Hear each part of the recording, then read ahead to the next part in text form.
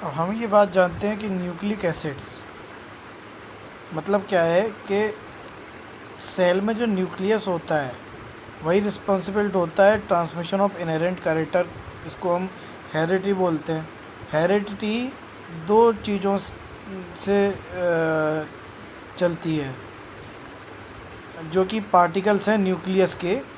पहले हैं प्रोटीन्स और दूसरे हैं नहीं पार्टिकल्स। जो न्यूक्लियस के पार्टिकल्स हैं क्रोमोजोम्स, ठीक है, जिनसे हेरिडिटी चलती है। क्रोमोजोम्स बने हैं प्रोटीन से और दूसरे टाइप के बायोमोलिक्यूल जिनका बोलते हैं न्यूक्लियस, न्यूक्लिक एसिड। तो क्रोमोजोम प्रोटीन से बने हैं और न्यूक्लिक एसिड से बने हैं। और दो टाइप के होते हैं, D oxy ribo nucleic acid DNA और राइबो न्यूक्लिक एसिड आरएनए, ठीक है। Nucleic acids are the long chain polymers of nucleotides. These are the long chain polymers of nucleotides, so they are called polynucleotides. अब यहाँ पे Watson, क्रिक और Wilkins के बारे में बताया गया है। वाटसन जो थे वो शिकागो के थे, वाटसन, और उन्होंने पीएचडी करी थी इंडियाना यूनिवर्सिटी जूलॉजी में, ठीक है। और अपने डीएनए के स्ट्रक्चर के लिए जाने जाते हैं ये। उसके लिए इन्होंने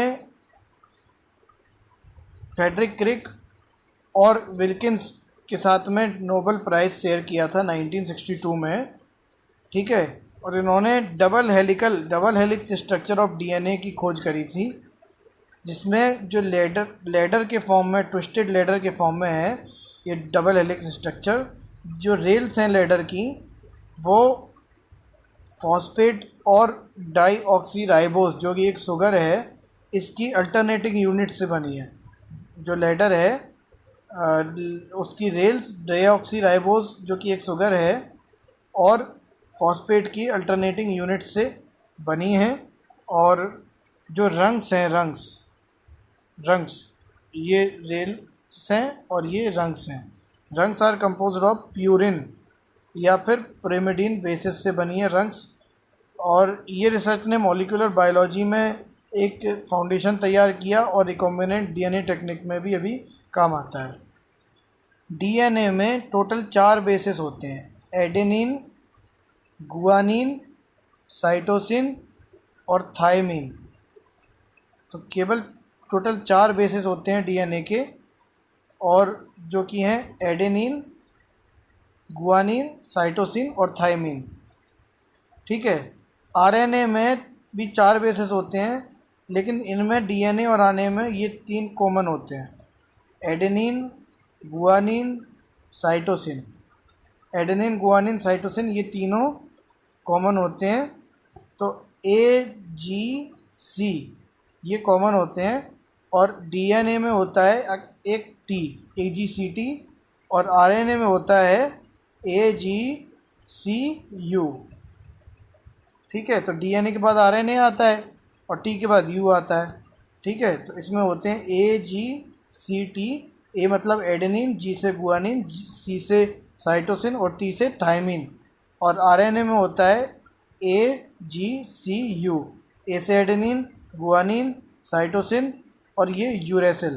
तो आरएनए में एक और बेस होता है जिसको बोलते हैं यूरेसिल।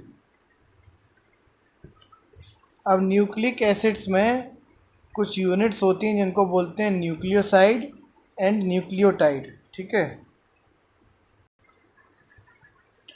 तो जब न्यूक्लियोसाइड को फॉस्फोरिक एसिड से लिंक किया जाता है तो न्यूक्लियोटाइड बन जाता है, ठीक है। न्यूक्लियोसाइड को फॉस्फोरिक एसिड से लिंक किया जाता है तो न्यूक्लियोटाइड बन जाता है। और न्यूक्लियोटाइड्स आपस में जॉइंट होते हैं फॉस्फोडीटर लिंकेज से। तो न्यूक्लियोटाइड्स आपस में जॉइंट होते हैं फॉस्फोडीटर लिंकेज से, ठीक है।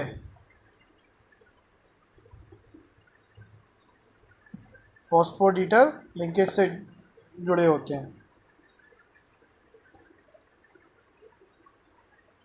सीक्वेंस ऑफ न्यूक्लियोटाइड्स, इसकी इंफॉर्मेशन जो होती है उसको प्राइमरी स्ट्रक्चर बोलते हैं। इनके पास सेकेंडरी स्ट्रक्चर्स भी होता है न्यूक्लिक एसिड के पास, ठीक है। जेम्स वाटसन और क्रिक ने डबल हेलिक्स स्ट्रक्चर डीएनए की खोज करी थी डीएनए के डबल हेलिक्स स्ट्रक्चर की खोज करी थी वाटसन और क्रिक ने। और दो न्यूक्लिक एसिड चेन्स होती हैं ना, वो एक दूसरे से जुड़ी होती हैं बाई हाइड्रोजन बॉन्ड्स। ठीक है, हाइड्रोजन बॉन्ड से जुड़ी होती हैं। और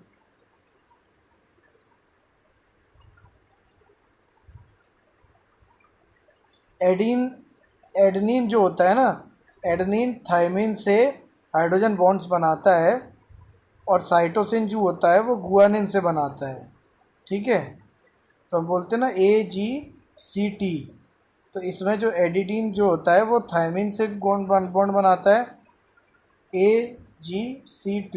इसमें एडेनिन थायमिन से बॉन्ड बनाता है और गुआनिन साइटोसिन से बॉन्ड बनाता है। ठीक है,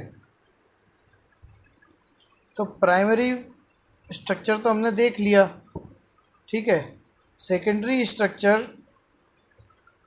आरएनए के सेकेंडरी स्ट्रक्चर में देखो, ये न्यूक्लिक एसिड का जो डीएनए का सेकेंडरी स्ट्रक्चर है वो है double stranded helix structure of DNA. तो डीएनए में डबल स्ट्रैंड होता है, आरएनए में सिंगल स्ट्रैंड होता है।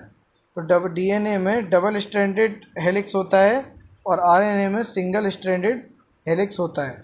तो आरएनए में सिंगल स्ट्रैंडेड हेलिक्स प्रेजेंट होता है जो कि खुद पे फोल्ड बैक हो जाता है। आरएनए मॉलिक्यूल्स 3 डिफरेंट टाइप के फंक्शंस होते हैं, उनको फॉलो करता है और उनके नाम भी 3 डिफरेंट हैं। सबसे पहला होता है mRNA, M for messenger RNA. ठीक है, दूसरा है rRNA मतलब राइबोसोमल आरएनए, और तीसरा है tRNA मतलब ट्रांसफर आरएनए। ठीक है, तो 3 डिफरेंट फंक्शंस करते हैं, मैसेंजर, राइबोसोमल और ट्रांसफ़र। ठीक है, M, R और T, mRNA, rRNA और tRNA, मैसेंजर, राइबोसोमल और ट्रांसफ़र। इसमें ऐसे क्वेश्चन बन सकता है, ये 3 दे देंगे, चौथा URNA या कुछ भी लेटर दे देंगे आरएनए का, तो हमें याद रखना MRT ही होता है, MRT RNA, messenger, ribosomal, transfer. Hargobind Khorana के बारे में बताया गया। हरगोविंद खुराना पंजाब यूनिवर्सिटी लाहौर से इन्होंने MSc की डिग्री हासिल करी, और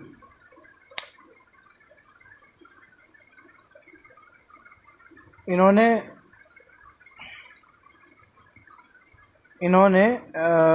प्रोटीन्स और न्यूक्लिक एसिड में इंटरेस्ट की वजह से ही just cracked the genetic code. Hargobind Khorana cracked the genetic code and medicine और फिजियोलॉजी 1968 में मार्शल और रॉबर्ट के साथ में, मार्शल निरेनबर्ग और रॉबर्ट हॉले के साथ में हरगोविंद खुराना को जेनेटिक कोड क्रैक करने के लिए नोबेल प्राइज़ दिया गया। देखो, हम जानते हैं फिंगरप्रिंट सबके यूनिक होते हैं। ठीक है, जो फिंगर्स की टिप होती है उनके प्रिंट्स यूनिक होते हैं, लेकिन अब पाया गया है, और ये आइडेंटिफिकेशन के काम आती है बहुत ज़्यादा, अब पाया गया है कि ये सर्जरी से ऑल्टर किए जा सकते हैं। तो इस वजह से डीएनए में जो बेसिस का सीक्वेंस होता है वो बहुत यूनिक होता है हर पर्सन के लिए। Sequence of basis for DNA on DNA is unique for every person, और इससे इंफॉर्मेशन जो प्राप्त होती है उसको डीएनए फिंगरप्रिंटिंग बोलते हैं। DNA fingerprinting, sequence of basis on DNA, और ये हर सेल के लिए सेम होती है और अननोन ट्रीटमेंट से ऑल्टर नहीं की जा सकती। तो डीएनए फिंगरप्रिंटिंग अब फॉरेंसिक लेबोरेटरीज में यूज होने लगी है for the identification of criminals. ठीक है, determine the paternity of an individual, कहाँ से पैदा हुआ है individual, identify dead bodies in any extent by comparing DNA of parents और चिल्ड्रन। ठीक है, identify racial groups to rewrite biological evolution. ठीक है, ये 4 चीज़ें हैं DNA fingerprinting forensic laboratories, determine the paternity, determine the identify the dead bodies and identify the racial groups. ये 4 चीज़ें हैं, इसमें बदलाव कर सकता है examiner. DNA basically chemical basis of heredity है, और इसको रिजर्व जेनेटिक इंफॉर्मेशन के तौर पे हम कह सकते हैं। मिलियंस ऑफ ईयर्स तक किसी स्पीसीज़ की आइडेंटिटी को प्रिजर्व करने का, मेंटेन करने का काम डीएनए का होता है। एक डीएनए मॉलिक्यूल सेल्फ डुप्लीकेशन के कैपेबल होता है during the cell division. During the cell division एक डीएनए का मॉलिक्यूल सेल्फ डुप्लीकेट कर लेता है और identical DNA strands daughter cell में ट्रांसफ़र हो जाते हैं। ठीक है। और अब न्यूक्लिक एसिड का इम्पोर्टेंट फंक्शन कहाँ आता है? सेल में प्रोटीन सिंथेसिस का काम करती है न्यूक्लिक एसिड। ठीक है। बहुत सारे आरएनए मॉलिक्यूल से जो प्रोटीन सिंथेसाइज किया जाता है,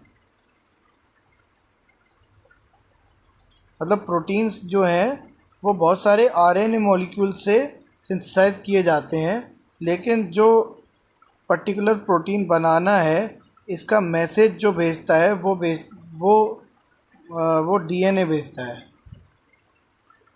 but the message for synthesis of particular protein is present in DNA, कि कौन सा पर्टिकुलर प्रोटीन बनाना है वो मैसेज डीएनए में प्रेजेंट होता है और वो डीएनए भेजता है।